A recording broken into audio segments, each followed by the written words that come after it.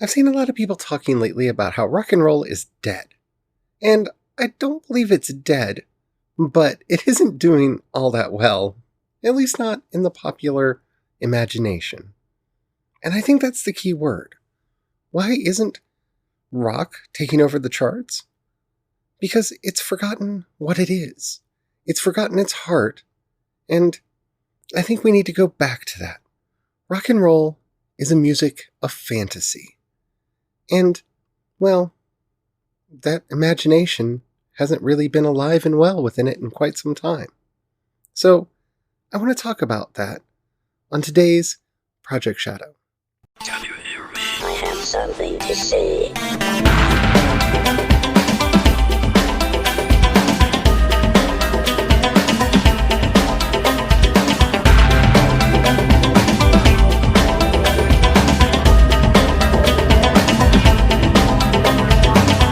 Project Shadow starts now. Hello, everyone. How are you doing today? My name's Charlie. You might know me better as sci-fi fantasy writer C.E. Dorset. And today, I want to talk about rock music because it's near and dear to my heart. It's probably my favorite genre of music, and it's not doing all that well. And since everybody is doing these wonderful articles about how rock's dead or how rock can come back and it's just dead, I thought I would just talk about it because it's not dead. It's alive, and it's going quite well. The industry has a problem, though. But before we get into all that, if you haven't already, please do take a moment to rate this podcast in whatever app you're listening to me on. It really does help out a lot. It tells the algorithms to share the podcast with more people. The more people that listen, the bigger the community. The bigger the community, the better the chance we have of actually communicating with each other. And after all, that's why I do this podcast in the first place. Alrighty. Rock and roll is dead. Okay. Sure, fine. And so is jazz, and bebop, and the blues, even though they all have vibrant communities based around them. Yeah, sure, they might not be top 10 chart-topping mega successes, but they're still around. Why don't we talk about how they're dead?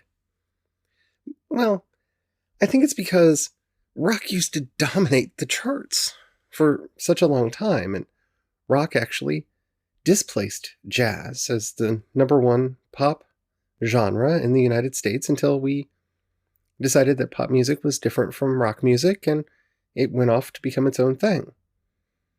So what do I think has happened to rock music? No, where to start? I want to start with the factionalization. Yeah, this seems to be what destroys most genres and most things in life. When I was growing up, in the dark ages of the 80s and 90s, everything was rock. We did use terms like punk and goth and industrial and alternative, as much as I hate that term. These words didn't mean what they tended to grow into. In fact, alternative music was originally alternative music because it was the alternative to pop music.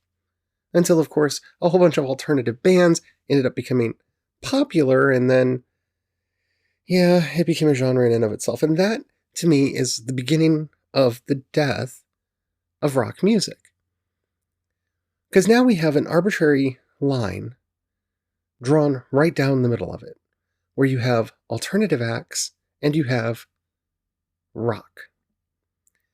And this dividing line for me is so arbitrary, and it is so unnecessary, because it cuts out half or more of the bands that we could be talking about here.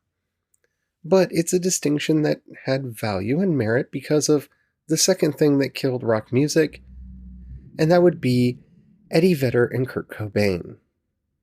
Yeah. I'm going to put the blame square on them. They created some great music, don't get me wrong. I'm not attacking Nirvana, and I'm not attacking Pearl Jam. Great bands, great music. But Eddie Vedder and Kurt Cobain did more to destroy rock music than a lot of artists that have come since them. How? They are the archetype for the death of the rock star. Neither one of them wanted to be a rock star. Now, they got fame. Eddie Vedder eventually eschewed his fame and took the band into a much more obscure place, and Kurt Cobain had a lot of fame in his life, but, well, we all know that he died. Not going to say anything else about that. Anyway, moving on. Their rejection of the archetypal image of the rock star eroded the idea that one of the most important ideas in the rock genre, and that was the charismatic frontman. What is Queen without Freddie Mercury? I mean, really, what is the Rolling Stones without Mick Jagger? Every rock band had one, two, sometimes if you were lucky with a Led Zeppelin or the Beatles or something like that, you had more. The Rolling Stones also gave us Keith Richards. And these people were larger than life and interesting in their own rights. And they took on an cachet of celebrity that kept interest in the bands to the point where people still talk about Mick Jagger today. I mean, one of the popular songs of the last decade actually name-checked him in the lyrics. But with Kurt Cobain and Eddie Vedder and that entire crop of genre-defining rock musicians who came in the 1990s, this idea that you were going to put yourself out there as somebody to be followed, somebody to be known, somebody who is there to get renown and fame and glory. Well, no, we're not going to do any of that. You see, this is the age of the humble rock star. Yeah, humble rock stars, that didn't carry on very well, did it? And when you look at the bands that follow, none of them were able to put forward that sort of charismatic leader. I mean, I know the names of some people from, I don't know, My Chemical Romance, but they didn't really give themselves that kind of stage presence and fame that would carry the band into the collective memory and to keep the band relevant and powerful. And that's a big problem. You see, Kesha kept Kesha around because Kesha is charismatic.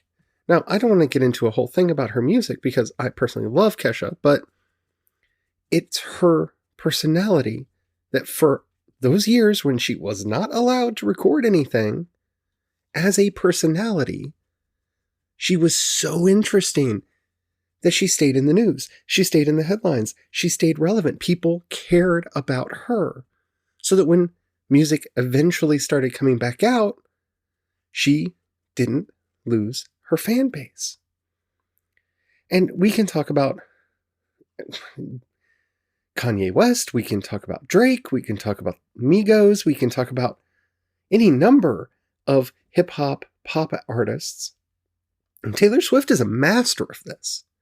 In fact, I would posit that 99% of her success comes from her ability to cultivate this celebrity image that keeps people interested in her.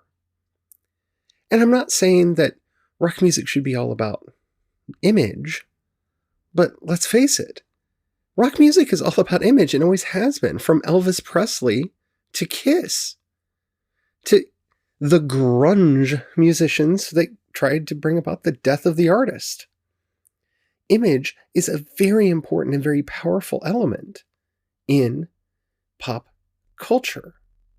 And without that charismatic front person, without that celebrity factor, without that interesting factor, be it in the look of the band or the music of the band or just the sheer charisma of whoever they send forth to speak on behalf of the band, well, rock music suffers because it isn't able to capture the collective imagination in a field where it's competing against your Travis Scotts and your Tekashi 6ix9ines and your Post Malones. In fact, I would almost bet you money that Post Malone is what is Post Malone again? A singer. Let's say a singer and not a rock musician.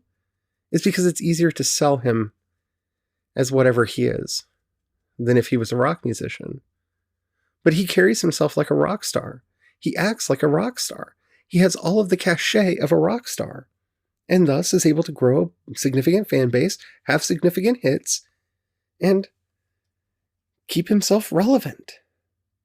And that's a big problem when we don't have those artists coming up. We don't have bands being cultivated for that. But that's not the only problem. There are so many more. And as I am wont to say in my life, Gene Simmons is very wrong about what they are.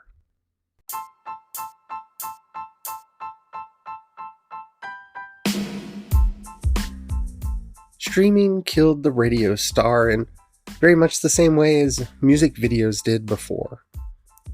But no, streaming is not the reason we don't have rock musicians today. Because if that were the case, we wouldn't have pop stars and we wouldn't have hip-hop acts and all of the other things that we do have. So no, Mr. Simmons, it's not the streaming that's the problem.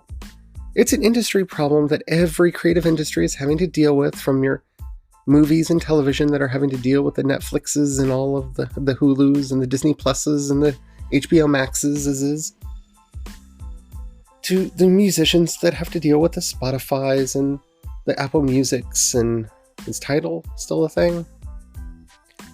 But yeah, all of these things, all of the other genres have to deal with too. So it's not a problem. Well, it is a problem, but streaming is not why we don't have rock bands. It isn't. In fact, I would venture to say that a very capable rock band would be able to use social media to get people to get interested in them and give us a band like Zeal and Ardor, one of the most original, innovative, amazing bands that's come out in a while. And I found out about them because of social media. Yeah, you can still have rock bands in the age of streaming. But we can talk about rock radio and the problem that American terrestrial radio is still very important, and the fact that it only plays the classics and very rarely plays anything by new artists, and we can talk about all of that, and that is very much a problem. But I would posit that one of the biggest problems is the music itself. I listen to a lot of rock music, and I listen to a lot of things that I would call rock music that sometimes gets classified in other genres, so if you disagree with me that any of the following artists that I talk about are rock, then okay, we can have that conversation. But from bands like the Vogue Villains, to Ghost, to, I would even put certain artists like Aviva into this category. They all not only have an image, but have a message, they have an imagination. Because rock music is about fantasy, whatever that fantasy might be. And to explain that, let's just go to the granddaddy of rock music, Led Zeppelin. The fantasies are either about a whole lot of love or a stairway to heaven. But either way, what they're selling is fantasy. Sometimes they're selling sex, sometimes they're selling mysticism, sometimes they're selling magic, but they're selling fantasy. And you can see this even in the darker tones of bands like, from the downfall of the genre, like Smashing Pumpkins, Nirvana. They're still selling a we are who we are. We are a collective. We have a voice. We have power. Even if the powers that be hold us down. They're selling fantasy. And the two things to me that make rock really rock is that it lives in that zone, that it doesn't forget its blues roots. And that may mean that it has guitars. Often it does. But it's more where the sound of the music comes from. that it maintains that connection to the blues. And, very importantly, that it tells you a story. Now, it could be a simple story about, hey, there's this awesome person I hooked up with last night, and oh, sex is fun. Because a lot of classic rock songs, yeah, that's all they are. Or they could tell you an amazing story, like Stairway to Heaven or Kashmir. But whatever they're doing, they're selling fantasy. They're selling dreams. And that's what has always made rock and roll. Whether that's Rockin' Around the Clock Tonight or anything by the Beatles. Look at their lyrics. Look at the music. They're selling you a fantasy. They're selling you a dream. Because that's what really separates rock music from the blues, especially back at its inception. The blues tells true stories, even if they're not factual stories, about life and who we are and our struggles. All of that gets repurposed and played with in rock music, and becomes the story of our conquests and our victories and sometimes our losses. It becomes the story of us, of our dreams, our hopes, our ambitions. Sometimes when those ambitions are thwarted, sometimes when those ambitions are bigger than we are. And it's those themes that connect and resonate with people throughout the ages, whether it be through humor or through raw sex appeal. These are the things that have always connected rock music to its fan base. And that fan base was always broad. Very broad. When you look at the biggest rock acts, they had fans that were men, women, and people of variant genders, sexualities, and ethnicities. Rock didn't limit itself. Until it did. Until it decided, like mainstream rock radio did, that it's going to be for white men. Particularly white men of a particular age and of a particular persuasion. And that's where it lost itself. That's where it lost its identity. That's where it lost its heart. Because if you're not peddling dreams, if you're not peddling desire, if you're not connecting to those raw, basic emotions that we all have as humans, from sadness to joy to desire, you're not going to connect with people. You can be as technically brilliant as you want to with your instrument. Whatever it is, your voice, your guitar, your drums, your bass, your keyboards, whatever. It doesn't matter if you're not selling something. If you're not getting people to go along for the ride with you. If you're not getting people to dream. And so from bands like Hayless with Starwriter, which I still can't get out of my head to this day, that makes me want to fly away and explore the universe. It's a beautiful song. Those artists are still out there. The Vaudevillains, which I've already mentioned in this podcast, have such a wonderful tongue-in-cheek humor that I just can't stop listening to them. Ghost sells everything from sexuality to dreams of the future, dreams of the past, horrible nightmares about where we are.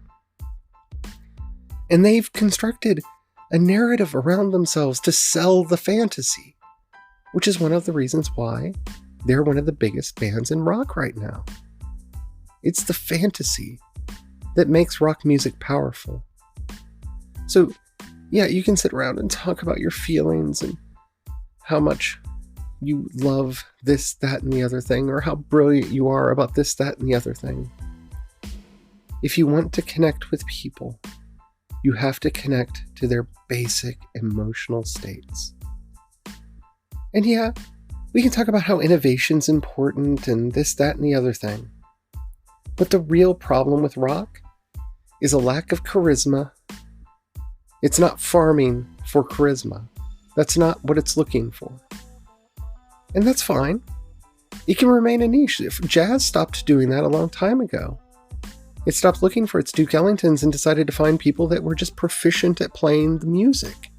And it became its own subculture, and that's wonderful. And if it's rock's turn to do that, then it's rock's turn to do that. But if we are ever going to see rock come back to the top again, we need charismatic people to lead it. We need songs that connect right to the heart of people that they can't help but sing along. That's it. It can be as nostalgic an act as you want, or as an innovative as an act as you want. It's all about that connection. And that's all that matters.